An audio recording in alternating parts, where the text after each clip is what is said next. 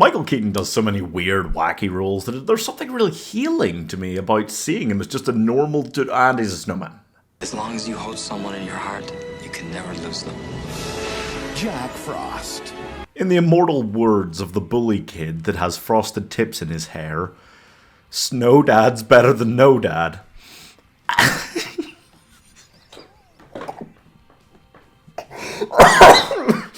And that really does sum up this film, yeah. Jack Frost is about this kid who is like the king of the school. He beats up the bullies for fun. He's got girls looking at him with adoration. He's the king, baby. And he's also got a dad who is a rock star and who is never home. And he doesn't really seem that upset about it, but we really build it up over time to make the kid more upset about it. And then we really make, a big deal of showing off how lovely and wonderful his family is. Also that we can kill the dad! So after half an hour, wow. You could have literally started at the dad's funeral with the kid being sad that his dad is dead. You didn't really need... Doesn't matter. So after half an hour of building out the family, showing that the dad, he's not really around, so it's creating a minor amount of conflict between him and his son, but really it is a pretty small amount of conflict. They act like it's a bigger deal than it actually looked like it was. Anyway, they will then show that the dad really wants to get home, be with his family for Christmas. He's decided he's not going to go on the road anymore if it means that he can't be with them, and then he dies. But a year later, hear me out, everything's okay because he comes back because his son played on the magic harmonica. The magic harmonica that brings dads back to life as snowmen. You mean you've never tried bringing your dad back to life with the magic harmonica? As a snowman? Damn it, guys! If you've ever thought, damn, I really wish I could see Michael Keaton make more innuendos about his balls, then you're in with a surprising amount of luck here. He also gets hit in the chest with 2 snowballs and fondles them as if they're breasts and then takes them off, goes, they're not for me. So you get the full list of snowman anatomy jokes in this children's film. Jack Frost is somehow not the first film I've watched this week, which is a gentle, fine, kid-friendly Christmas comedy that shares its name with a terrible horror film. And that's a very specific subgenre, but I feel like that very specific subgenre is just mildly disappointing. To very disappointing, somewhere in there. Yeah, Michael Keaton is good. That's dishonest. He's okay. In this, nobody's really that good in this.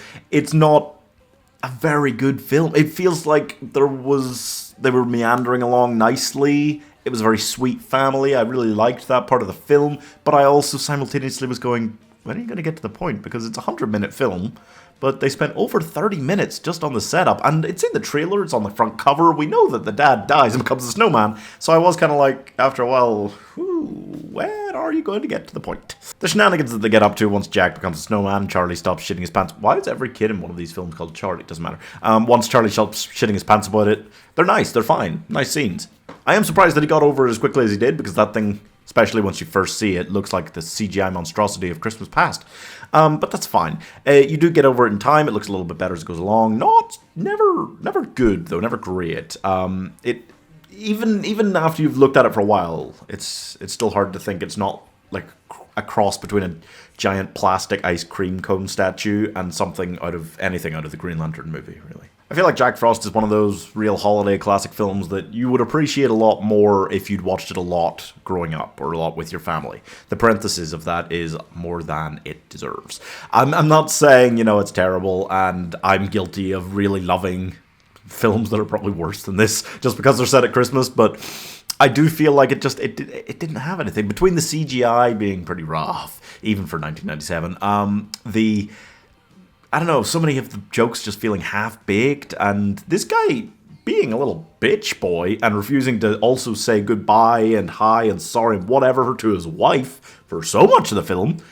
I don't know, it left me a little bit disappointed and unsatisfied. I feel like it could have done a little bit more with the premise than it just ended up doing. And it did have some tearjerker moments and stuff, but it should have been able to do a lot better with this premise. This premise should have wrenched your heart out of your chest and shoved it up your ass. I'm giving The World's Coolest Dad 2.5 stars. If I came back as this weird looking snowman just approaching you on the street, I would want my child to piss on me and melt my ass. No hesitation when it comes to weird snowman creatures knocking at your door. I'm sorry, but come on. Anyway, subscribe if you like thinking about the icy coldness of death at Christmas.